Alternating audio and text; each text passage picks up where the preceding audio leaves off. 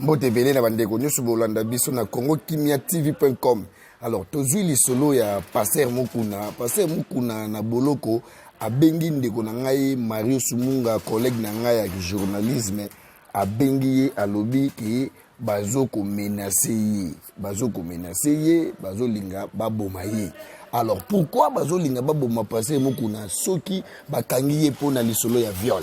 Soki bakangi ye pona lisolo ya viol batuni ye pe lisolo ya viol alobi ke ye viol a viola kité faut juge a juger makambo wana pona baye basoki za yango ya solo bien pas mais azali concernant makambo wana te pia kolobela yango ta kosala commentaire sur yango te. Arsène Botango langampela DJ Elon Star boyoka bien triple X boyoka vraiment les solos très bien. Donc Pasteur Mukuna aza vraiment menacé et pas ya banani. Awa biso Congo kimia tulobela makambo ya boye. Pourquoi balingi baboma Pasteur Mukuna asali nini paki mabanza yoka s'il te plaît. Nga awa nazo kolobela étant que chroniqueur, animateur, investigateur, éléphant de la presse, petit à Richiman Hans, Massa ya Hakim Prince de Lausanne. Pasteur Rikimanitu yoka bien. Pasteur Mukuna bazolinga babome pona nini. Bakangi Pasteur Mukuna tomoni pe jamais ba pasteur basali manifestation. Tout le monde va passer par l'obéli en côté. Est-ce que ça coupe va passer car pour quoi ça passer Mukuna? To éviter. Balobi passer Mukuna ali masolo ya FCC na cash.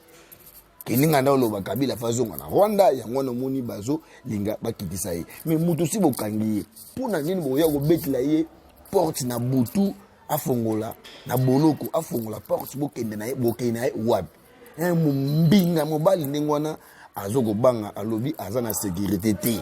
Or que prison to yebaka soki batie mutu na prison et la kisi ke ba bombi yo ozana sécurité. Na kati ya prison pe kuna insécurité koti ou pas. Tozoko yebate Pasteur Mukuna abengi vraiment azalaki triste. Donc nako banga azo banga pona liwana ye. Alobi balingi baboma ye na kati ya prison de sécurité et commis. Abengi directeur à prison na Butu, directeur à prison à répondre été. Abengi général à répondre été. Abengi bana e bani ba bengi mokonzi moko bosoki général moko wana bani fala leka général na pas leka kité. Est-ce que ça complot ya batu ya oyo bino mo bozo koloba FCC cash et ça complot ya bata PPRD ou bien nini. Pasteur Mukuna c'est un vrai Congolais. Réveil patriotique. Donc, à la mouki pour n'amboka na ye, ba continuer na boloko to éviter. Ya ka mere to konzima na biso afa na boloko parce que ayibi mbongo bangona ba mida na ba soraya jibe mpia to biso na kati makambo wana to éviter.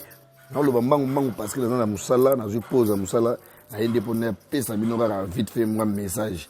Pasteur Mukuna azali menacé, pasteur franchement bozala bomoko, bolobelango, bosala ba manifestation. Bolo belango ata ko bimata ata zali na tort mais bon meka ko soutenir yi na koloba bolo belango vraiment parce que tout le monde qui vandi nien est-ce que ba passer bozana boyoka ni ou pas passer Rikimanitu abenga ngai ayebisi ngai akosala ndenge nini po akoleka na télévision sur congokimiatv.com ngana lobeli yango po ngai mikolo yo na komi ko lobela makambo o ya bato bozo kipete po to lobelango Pasteur Mukuna azaki na bandimi belé.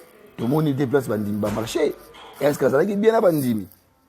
Na lobby boy, bateau bozolinga bo menacer Pasteur Mukuna. To si to yoki des messages. Ceux qui Pasteur Mukuna, oufi ou bien ceux qui Pasteur Mukuna azuli kama ye barango to côté les melabino.